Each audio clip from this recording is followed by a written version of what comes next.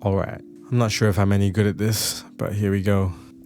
Hello, my name's Tim. I'm a musician. This is my first YouTube tutorial, so please be kind. Look, I'm not the best guitar player around. Like I play gigs and I used to play gigs. These are just some of the things that I find help me be a better guitar player on the acoustic guitar, specifically when I'm playing rhythm guitar. I hope they help you. So tip number one is focus on your right hand strumming. So this seems pretty obvious, right? Because as a rhythm guitar player, you're supposed to keep rhythm. So that basically means you need to strum to rhythm, right? But the thing I see a lot of beginner guitar players do when they start learning is they focus on the chord shapes that they're making with their left hand first before focusing on what their right hand's doing. So for example, if you're learning how to play, say in the key of C, they'll spend a lot of time like figuring out where to put their fingers, like kind of, where does my index finger go? Where does, this finger go or that finger go? That sort of thing. Now, obviously this is fine if you're starting out, you don't know where to put your fingers, obviously. But remember, it's the right hand that plays the rhythm, not the left hand. So let's take Wake Me Up by Avicii, for example. So that's a great example of a song that is really heavily focused on the rhythm because there's only 4 chords. Like a lot of that song is rhythm. So imagine if I just played the chords of Wake Me Up and I just used all downstrokes and I didn't care about rhythm at all. It'll sound a little bit like this.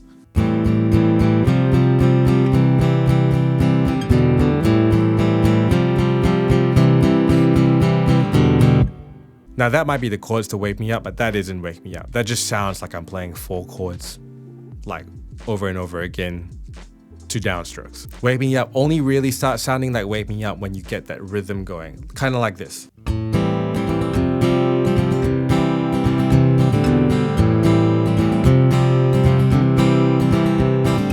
So if I'm practicing something like this, I would actually go as far as taking a metronome, right? Any sort of metronome, you can download an app on your phone, get a click going, and then I would mute all the strings with my left hand so that I'm not holding any chords.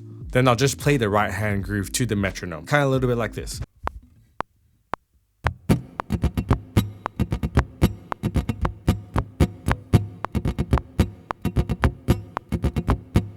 Then, once you get really comfortable with playing the groove, then you can put it all together and then you can see how it sounds. And then at least that way, you're separating the left hand skill from the right hand skill, and especially getting that right hand skill down pat so you can actually play properly. Tip number 2 is learn how to not play all the strings at once. So again, a lot of beginner guitar players think strumming chords is about strumming all the 6 strings at once. Part of right hand control is actually learning how to strum accurately.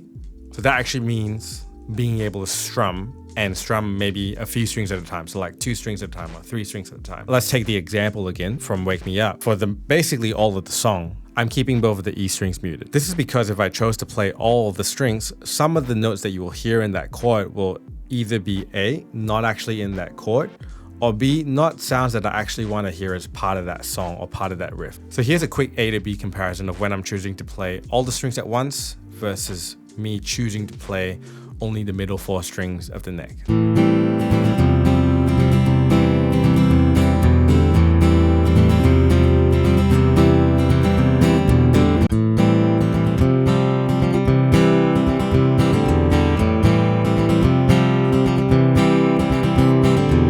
So hopefully you can tell from the first example, like it sounds a little bit dirty, almost like there's too much going on. Whereas in the second example, it feels a little bit more focused and you feel like the chords and the main chord tones in those chords are coming out a little bit clearer. Another side note to make is that a big part of the way that Wake Me Up sounds on the acoustic guitar by itself is due to the fact that sometimes I'm only playing the top strings and sometimes I'm playing the bottom strings. So that's kind of like if you had like a drum kit. And if you hear drummers play, they'll hit a kick drum and then the snare drum. That's what gives you the groove that sort of keeps going.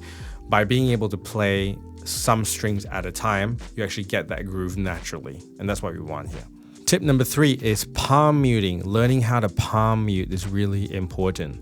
So if you do not know what palm muting is, it's basically, It's basically when you put your palm on the strings like this and you're muting some of those strings, getting a palm mute. Now, there's actually a whole lot that goes into learning how to palm mute properly, but today specifically, I want to focus on how palm muting can get you to build dynamics through a song. So taking again our song, Wake Me Up, playing a verse and a chorus, and in the verse, I'm going to palm mute the strings so that it gives it a more subdued sort of like low-key kind of feel. Kind of like when, you know, if you're playing in a band setting, not all the instruments are playing yet, and it's only a few instruments playing at that verse. And then as I move towards the chorus, I'm going to let my palm mute off and I'm gonna play with more openness and I'm gonna play bigger strums, that sort of thing. And hopefully you can hear that as I go through the verse and the chorus, the dynamics get to build through the verse and into the chorus, and it makes the chorus sound bigger in comparison to the verse. Feeling my way through the darkness, guided by a beating heart. I can't tell where the journey will end, but I know where to start. They tell me I'm too young to understand. They say I'm caught up in a dream. Well, life will pass me by if I don't open up my eyes. Well, that's fine by me. So wake me up when it's all over, when I'm wiser and I'm older. All this time I was finding myself and I didn't know I was lost. So like I said, you can experiment with this. There's a whole lot of different things that go into palm muting, like the amount of pressure that you're applying on the bridge or like how hard you're strumming. But the more ways that you can close or open up that sound as you're playing chords, the more dynamics and the more difference in dynamic that you're going to be able to build. So yeah, practice palm muting, really great.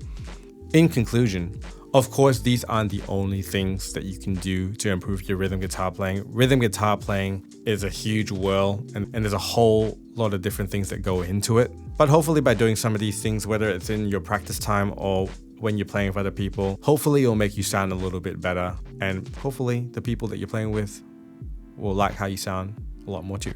I hope that was helpful. Let me know in the comments if it was. If it is, then I might make more. You know, who knows? But thanks for watching. I'll see you next time. Bye-bye.